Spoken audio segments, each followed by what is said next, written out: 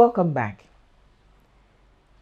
In the previous segment, Inya and I agreed that the family was indeed strategic and important. And we felt, I think we agreed that even as Africans, it's always been the way we socialized as a people. But here we are today.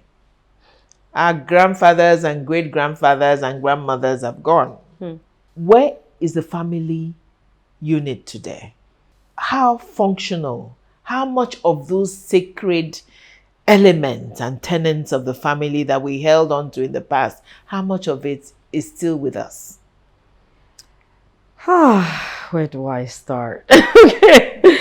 I think we still have it going, thankfully. Some people who still have those values and, as you said, those tenets from way back when are still holding on to them and replicating and teaching their children. But we live in an age where the family unit is under attack. I must say so. Like, it sounds very, very weird, but that's true. The family unit is under attack. I mean, there's so many things that are just militating against family life, wholesome family life. I mean, divorce rates are up, separation rates are up. People get married today, in 2 weeks' time, they've parted ways. You have children who are growing up in dysfunctional, relationships and circumstances. You have children, you have lots of addiction going on in our society. Not to talk of technology and the role technology plays. Technology is great, but then we have seen a lot of destruction actually come to family life because of technology. And of course, I mean, this is something very common abroad. You have the LGBTQ situation going on and all of that. And all these actually affect family life. Because, I mean, if you have gay partners, for instance, so there are no children involved. How are we going to procreate? And the purpose of family life is procreation. One of the main things about family life, besides, the companionship and the love, between the partners, is also procreation. So that is actually a problem. And right now, there's just attack from different places. Is it from the media? Is it from from everywhere? Really, Media, I mean, it's traditional just, media. It's just everywhere. And you're just doing your best to stay sane and still remember all those values that your mother and father or grandparents actually taught us, to say, okay, so this is what family is supposed to be. This is how it is. This is how we have known it to be. But right now, the world is telling you, no, this is not how it's supposed. That one is old-fashioned. This is how it's supposed to be. So there is a lot of attack on the family. We will come back and in the last segment discuss perhaps the bottom line for this topic, which is the fact that, having discuss problems, what do we do to make the family stronger and to make the family a better institution for nation building? Okay. Stay with us. We'll be back.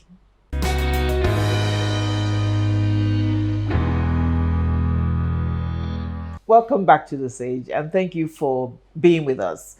I hope you haven't missed the wonderful discussions we've had so far, where Inya and I talked about family, the importance of the family, where we talked about the African context, special family context, and then we talked about the situation today and the myriad of problems that our families, our modern, so to say, modern families face.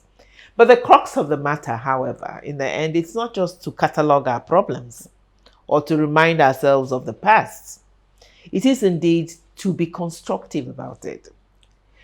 Since we've agreed it's such an important structure for life, for nation building, we recognize there are many problems with it at this time.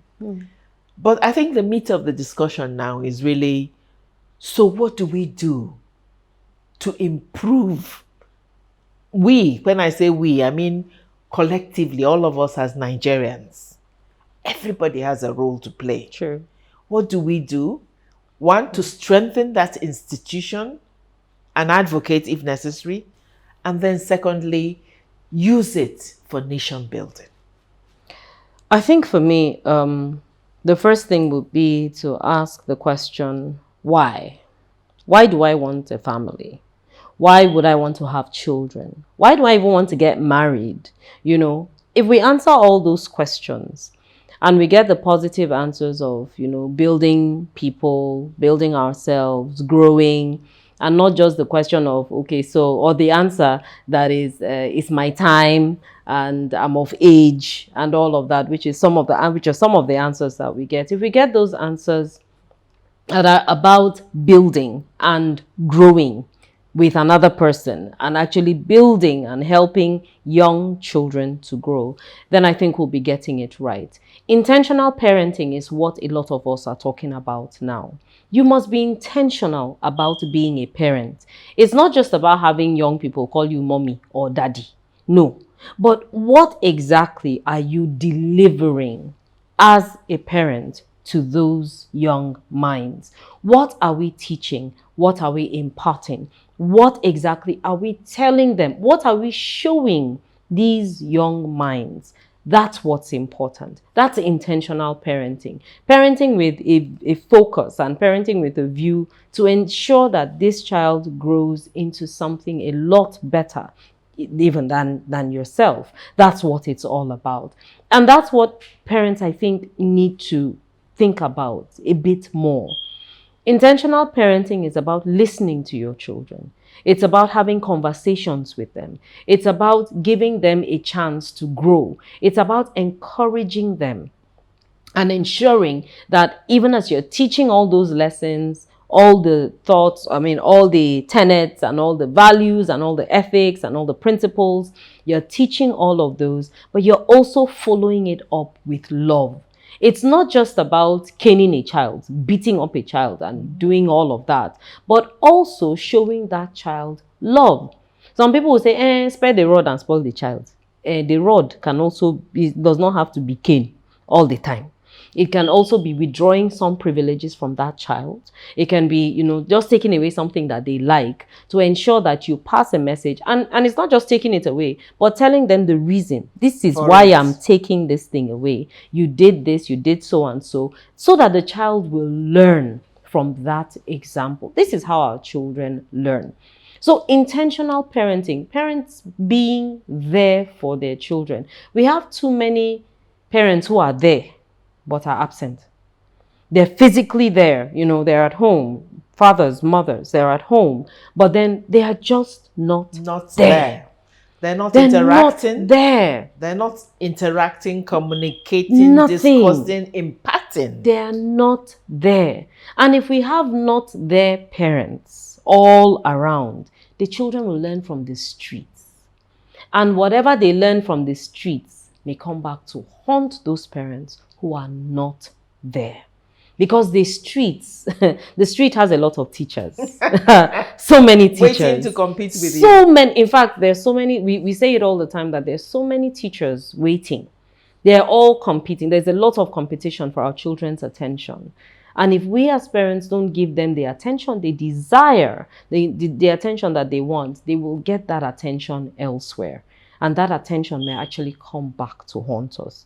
So it's to be intentional about our parenting. Can I sure, jump in please there go ahead and say that I love that phrase, intentional parenting. And it reminded me of something I came across recently. When some of these sayings that we get on social media, social media has its good and bad. Of course. But it resonated so much with me that I indeed shared it with my children who are all grown up. It said that for a parent, happiness is the day you look around and realize that your children have grown up to be good people. Yes. Yeah. Yeah. That is the ultimate goal of an intentional parent. Absolutely. It is someday when they have flown the coop, as we say, you see them in their own homes, in their own families, their own spaces, doing and see amazing that stuff. they're good people. Yeah. Then you know you Yeah. have succeeded. Absolutely. And this should be, to me, the goal of every parent, every family, to produce people who function in the society as good people. Because at the end of the day, ma'am, those good people will make a good society. Absolutely. They'll make a good society. So if we have those bunches of good people in different places, definitely our society will be good. There will be no corruption. There will be no stealing. There will be no violence. There will be people who actually love each other. There will be people who are not ethnic bigots, because they've grown up knowing that, look, we're all one and we're all together, and we need to come together to build this nation. Another point that I would want to emphasize on is leadership. It is from the family that leadership is taught. There are examples of the father is a leader. It's not just about President Buhari, who is out in another few days. The father is a leader. The mother is a leader. The big brother is a leader. The big sister is a leader. Everybody is a leader at different levels in the family.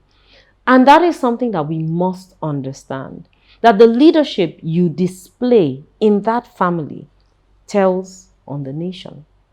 What type of leadership? That is the first time a young person sees leadership. Exactly. It is that one in the home. Yeah. So what type of a shepherd are you at home? Are you the shepherd who loves, who cares for, who nurtures everybody, and who takes care of the flock that is in your hands? Or are you the shepherd who will not care, who will just scatter the flock, so to speak, and everybody just runs away from you? What type of leadership are we showing in the home? Because it's that type of leadership that we'll see in the National Assembly. Yeah, or absolutely. in Aso Rock, or in government houses. The the people they think are their, idols and Are we mentors at home? Are we leaders at home to the young minds in our care? Because it's from us, it's from the parents, it's from the caregivers, it's from the adults around that children actually ape those leadership qualities. They're seen as leaders at different levels. If we're not good leaders, if we don't show that leadership, that ability to bring people together, that ability to love and to care for, genuinely care for each other, if we don't see those qualities coming through in the home, then what kind of a nation are we expecting? What kind of a nation would we expect, really? So it's important that those leadership skills actually come through. But sometimes, when we talk to leaders and we say leaders, many people look at other people. They don't look at themselves. The father will not look at himself. The mother will not look at herself as a leader. But you are leaders in your home. What type of leadership are you showing to the children in your care? I mean, that's very, very key for me. I agree so much. And let me say that to every family as well, as because we're now talking about how can we use that family as an institution towards nation building. To say that, so one element is what you do in terms of molding the children or the young people under your care. Yeah. But let me also remind every family in this country that you also have the role of being the conscience of your communities, True. being the conscience of this nation. True. And so apart from what you do with those children under your roof, it is what you as a family also stand for in your community. It reminds me of the biblical passage somewhere where they said, as for me and my house, we will serve the Lord.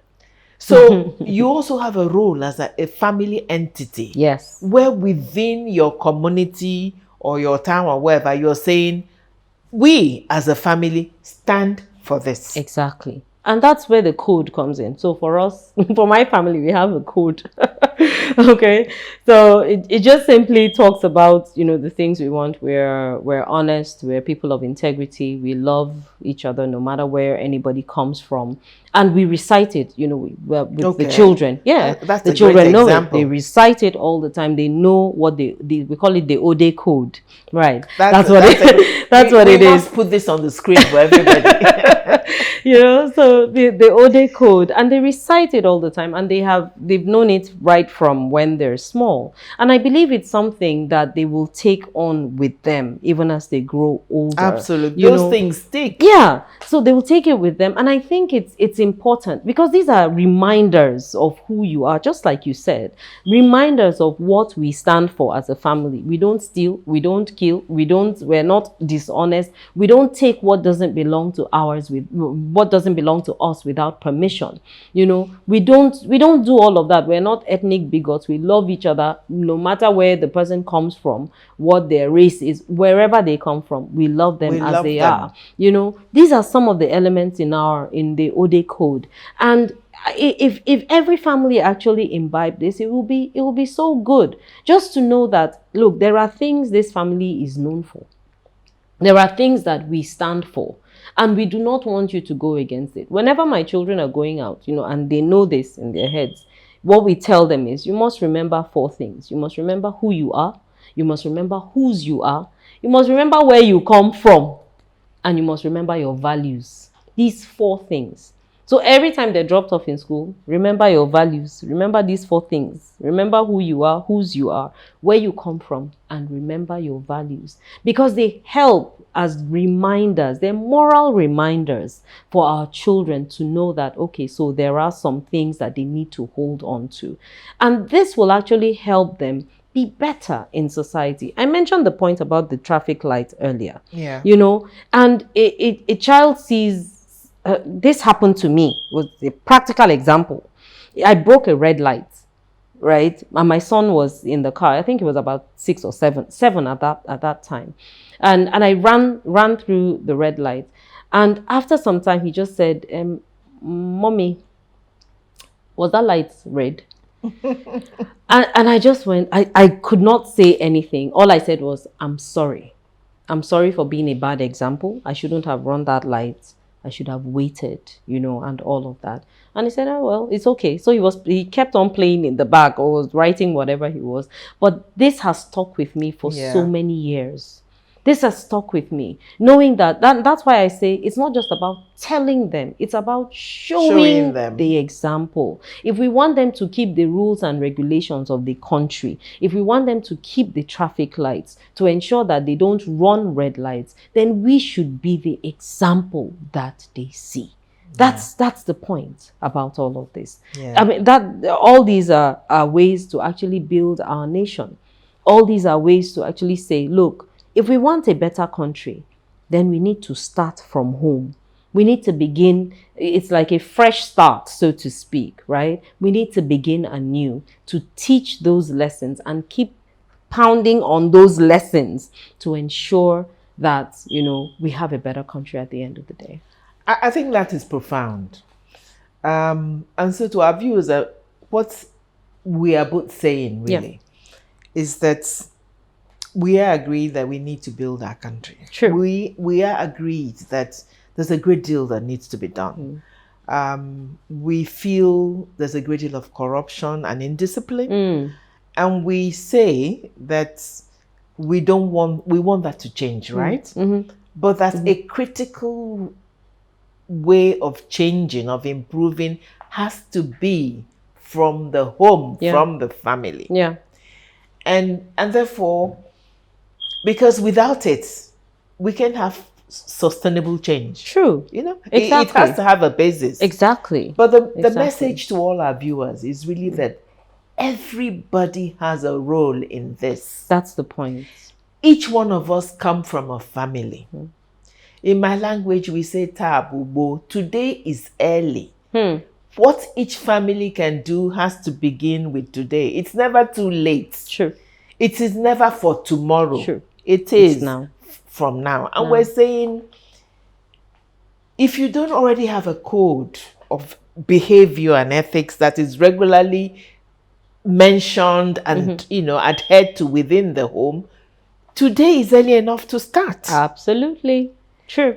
Let Very us true. within our families, each of us, begin to discuss issues of fairness, issues of detribalization, Yeah. issues of national unity. Yeah. They're not high topics. Exactly. They're topics that are so important. There should be fabrics of every family's life. True.